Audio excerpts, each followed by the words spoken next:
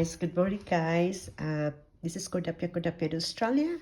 And to all my subscribers, good morning. And to all my viewers, good morning to all of you guys. And today, this morning, I have something to show you.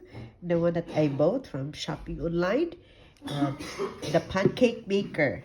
And this is very handy, guys. Look, I just put this one. I have to turn on and then put on the top na mayroong pancake. Oh, see?